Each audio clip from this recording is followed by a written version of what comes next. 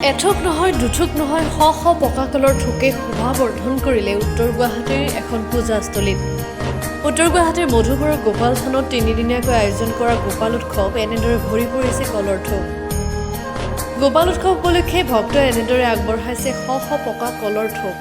জনবিশ্বাস মতে গোপাল থানৰ গোপাল উৎসৱত পকা কল আগবঢ়ালে ভক্তৰ মনোকামনা পূৰ্ণ হয়। সেয়েহে ৰাজ্যৰ বিভিন্ন ঠাইৰ পৰা থানখনলৈ আশীষ বিচাৰি পকা কলৰ ঠোক লৈ আহিছে ভক্ত। আজি সামৰণি পৰিব এই গোপাল উৎসৱৰ। আমি আনুষ্ঠানিকভাৱে 1969 পৰা চনৰ স্থাপন উৎসৱ উদযাপন কৰিছোঁ। কিন্তু জনপ্ৰবাদ মতে আমাৰ ইয়াত প্ৰায় 500 বছৰীয়া এডাল গছ ধূপ গছ আছিলে।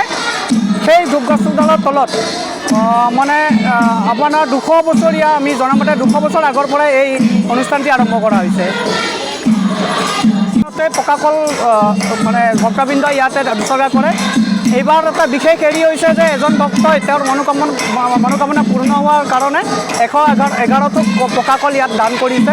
এনেকৈ কৰি আমাৰ ইয়াত প্ৰায় 2-3 হাজাৰ পকা কল আমি থোক ইয়াত এই বৰ্ষত আমি উৎসৰ্গা হিচাপে পাইছোঁ।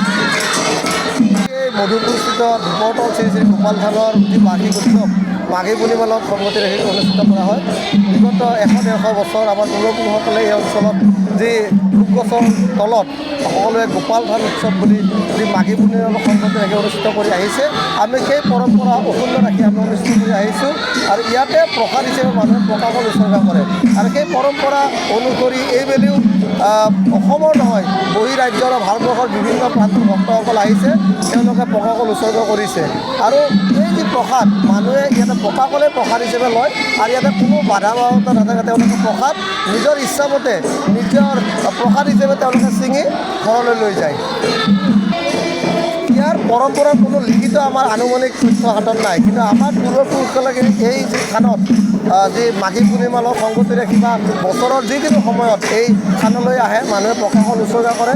আৰু জনবিশ্বাস যে ইয়াতে পকা কল উৎসৰ্গা কৰিলে তেওঁলোকৰ সমাজৰ যি বা নিজৰ যি অপায় অমংগল অসূয়া সকলো নাশ হয় আৰু তাৰ মানসৰে এনেধৰণে যুগ যুগ ধৰি এই পৰম্পৰা চলি আহিছে। হিমাংকু দাসৰ ৰিপৰ্ট, গ্লোবেল NE 24/7।